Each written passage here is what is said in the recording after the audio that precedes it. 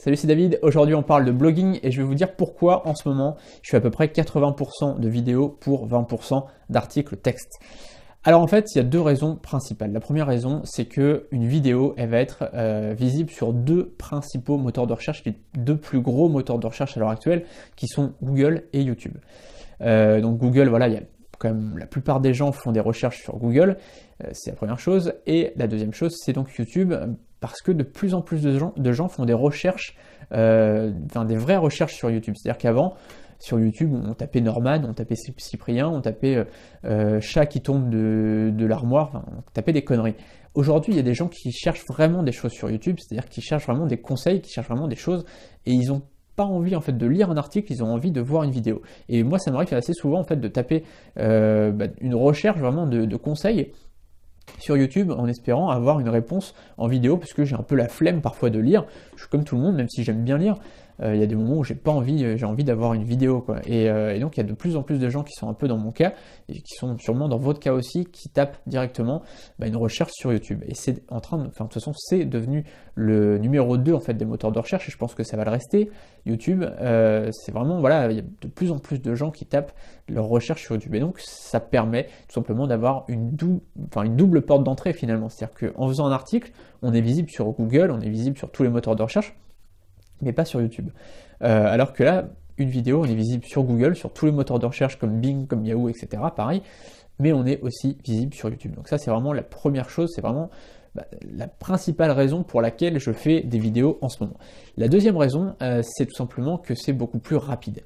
C'est-à-dire qu'un article, ce matin j'ai écrit un article, j'ai mis à peu près 1h30, 2 heures pour l'écrire, il fait 2500 mots, donc forcément, ouais, j'ai mis peut-être 1h30 ou 2 heures, je crois, mais j'ai mis plutôt même 1h30 que 2 heures.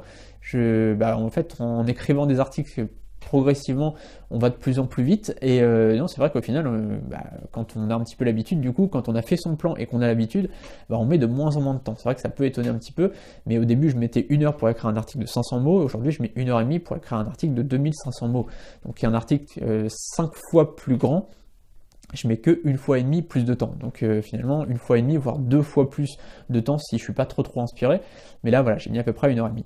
Bref, là, pour faire ces vidéos-là, je vais faire 4 vidéos qui vont être, je vais mettre à peu près, je sais pas, une demi-heure à le faire. Si on compte le montage, si on compte tout ça, enfin, le montage encore, c'est rien, hein. Le montage, je coupe juste le début, je coupe juste la fin, je mets un petit peu l'audio un peu plus fort, c'est tout ce que j'ai à faire. Enfin, franchement, j'ai pas grand-chose à faire, et après, je le copie-colle sur mon site. Donc, ça prend, allez, 1 heure maximum pour 4 vidéos, quoi. Donc, quand on compare, voilà, 1h30 pour un article et 1 heure pour 4 vidéos, ça peut être intéressant, voilà, de vraiment travailler sur les vidéos. En revanche, je vous dirais jamais de ne plus faire d'articles texte. Ça, c'est super important de conserver en fait des articles texte. En ce moment, j'essaie de faire un article par jour. C'est pas évident parce que je fais pas mal d'autres choses à côté. Mais là, par exemple, ce matin, donc, comme je vous le disais, j'ai écrit un article de 2500 mots par jour. Et ça, c'est super important de conserver en fait des articles texte, parce que c'est ce qui va le mieux se référencer sur Google. Et des articles de 2000-2500 mots, c'est vraiment ce qui va se référencer le mieux. Donc là, je sais par exemple que mon article que j'ai écrit ce matin, je sais qu'il va très bien se classer sur Google assez rapidement. C'est-à-dire que dans quelques jours, je sais que ça va être peut-être dans les 3 premiers résultats de Google sur le thème que j'ai écrit. Donc c'est vraiment une très bonne manière en fait de bien référencer son site. Donc continuer à faire des articles texte, mais les articles vidéo sont aussi importants. Enfin, faire des articles vidéo, faire des vidéos, c'est hyper important. Voilà. Je vais pas mettre beaucoup plus de temps parce que tout simplement c'est assez logique en fait.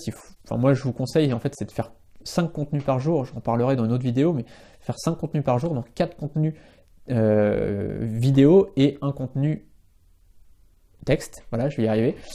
Et ce contenu texte, c'est bien s'il fait 2500 mots, vraiment c'est génial. Si vraiment vous voulez réussir rapidement dans le blogging, c'est vraiment le meilleur moyen de le faire rapidement. Alors évidemment, par la suite, vous n'aurez pas besoin de le faire, j'en reparlerai dans une autre vidéo, mais en tout cas au début, les 30 premiers jours, faites ça, c'est vraiment un très bon moyen de réussir. Voilà. On se retrouve dans une autre vidéo, je vous ai mis le lien vers une formation gratuite juste en dessous. C'est gratuit, donc profitez-en, je vous ai mis le lien juste en dessous. A tout de suite pour une prochaine vidéo, n'hésitez pas à vous abonner à la chaîne YouTube. Salut!